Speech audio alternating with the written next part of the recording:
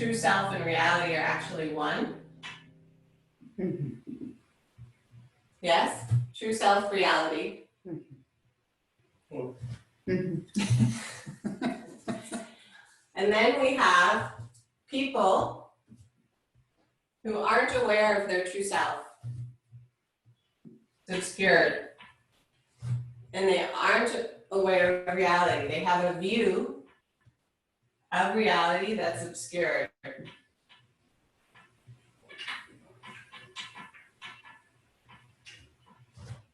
So reality is what our awareness can recognize, right? When we glimpsed, we started to feel the freedom, the goodness, the love, right? And who we truly are is that goodness, that love, that ultimate intelligence, that wisdom. But what's happened is we have forgotten, and then we see reality through the filter, through the thickness of all of that painful conditioning, right? So when we unhook, we get a glimpse of reality beyond the view of our conditioning. And then when we look at reality through conditioning, what do we see? How is it different?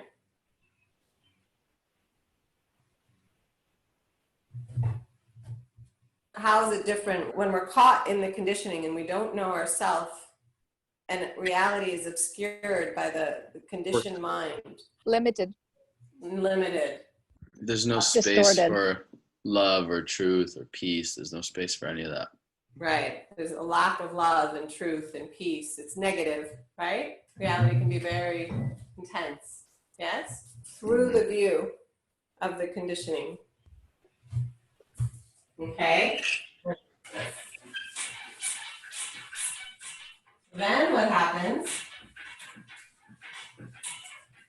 is many beings are in a limited view. Everyone make a limited view. Put your horse blinders on. Right? And there's many beings who don't know themselves. So inside of themselves is confusion about who they are. And they're not viewing from their limitless mind, they're viewing from their limited mind. And then they're viewing, as you've seen us make a hologram,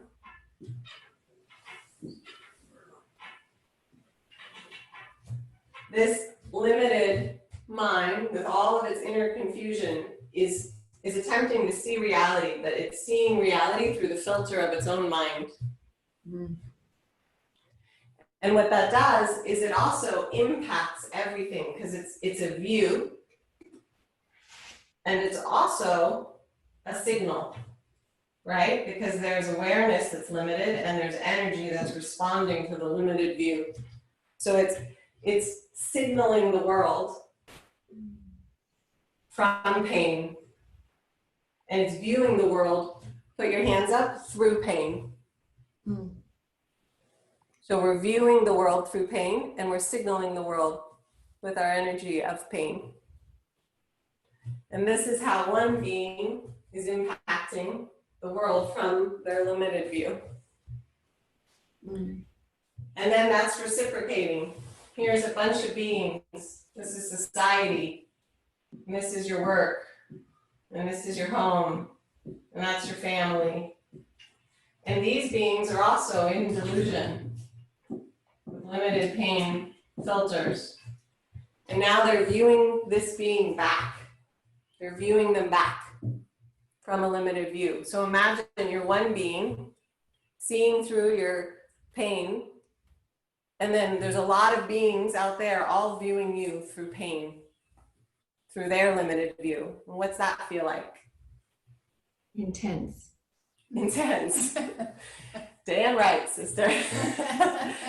Anyone else want to share? The opposite of home. The opposite of what? The opposite of home. The opposite of home, right?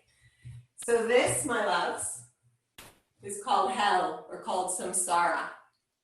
And this is a hell we generate on earth together by being in our delusions and in our conditioning and in our limited view and signaling the world from it and then receiving it as a mirror and receiving its energy back. And then we're in it, right?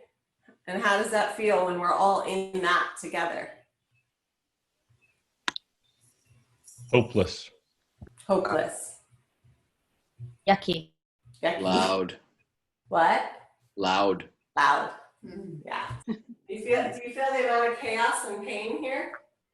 And how if we keep trying to solve the problem from within the problem, do you feel what happens? Like a vortex. Feedback. It's a Chaos. vortex that keeps recreating itself, right? So what Luminous is dedicated to is how can we get a view that's outside of that pain? Not so that we leave it. We're not interested in transcending and just getting out of here. The parts of us, I'm sure, are. But Luminous's intent is to be able to glimpse. So put your blinders on. Now remember what it felt like to live inside the view from the limited mind and the limited energy. And then feel what it's like to go back into limitless. And how once we shift into limitless mind, awake awareness rather than ordinary thought-based mind, but awareness-based that has no edges, no bounds, that now we have a mind that is intelligent, and this sense of fearlessness and courage and love that's not part of the conditioning is available. And that we can practice stabilizing here, and not only ourself realizing it on a pillow or realizing it by ourselves, but what does it feel like if from here we then become a mirror to other? So that instead of this condition, which we call samsara or hell, what if we do practices that enable us to find this view that's beyond the conditioning, that's free of it, that is safe. And then from it, we don't only practice being aware of it ourselves, but we begin to see reality through the veils of the pain. It doesn't mean that we're not going to acknowledge that there's pain, but we're going to see what reality is behind the pain clouds. We're going to penetrate the pain clouds enough so that we can see what's actually here, the reality of love, the reality of connectedness, the reality of truth, the reality of every sentient being's dignity and right for well-being, right? So we penetrate it. And we actually see that it exists, but that it's being clouded, right? So we see it, and then we become the true mirrors of it.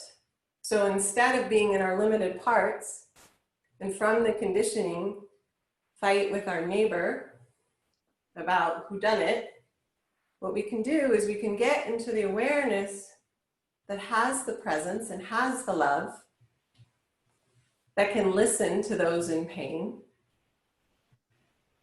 And we begin to mirror the truth of who we are to each other so that we can stabilize that. Because how easy is it to stabilize your true nature, your true self, when everyone around you is mirroring from the distorted self? How easy is that? When your whole culture and your whole world is mirroring from the distorted self, how easy is it for you to know yourself? Right? So what if as a community, we did practices where we actually glimpsed beyond the pain, and then from that ground, from that awake knowing, that God is love, we view each other to help each other be mirrored and know, so that we become reflective of each other in a way that we can begin to know ourselves that there are reflections, not only our own awareness, but that it is reflected back. How does that sound? You get that? Yeah? And that we use that to stabilize ourselves, and then we also realize that every being in the world needs that mirror. That it's not just us or this group, but it's all beings who need us to be in that awareness that is not of the pain and of the conditioning, but the awareness that can be mirrors. So we call that true mirrors. So if this being can begin to know their truth and their wholeness,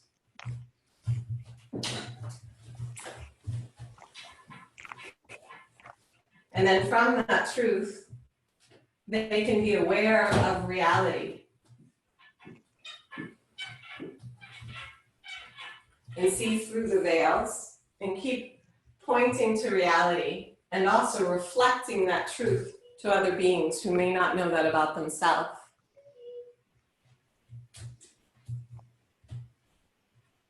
So that being. So what happens if we become a community of beings who can sit from that view and view each other and view the world and view the beings who need to be held and listened to and viewed and reflected in their goodness? How does that sound? Yeah? Sounds lovely. And I just want to say, you guys, considering the amount of energy and commotion and samsaric mind, how easy is this, right? This is a thing, right? Can you feel the force of the samsaric mind that wants to make you of it? Can you feel that? Mm-hmm. And can you feel how if you were alone trying to do that, how difficult that would be? If all of the culture wants to pull you into samsaric hell mind, and you're alone, do you feel like you could really maintain stability? So do you understand why we need each other? That we actually need beings who want to commit to that together. That we actually need a place that not only our power of our own awareness to recognize our true self and to recognize reality beyond the storm of samsara, but also to be able to recognize and be reflected in each other, right? Where we can feel safe enough, where we can feel seen, where someone can see through the veils and be a mirror to us, yeah? You got that? And Yeah. then how would it be then if as we stabilize, that becomes something that then offers to others, but that we understand we also need some space to create some stability in our own system.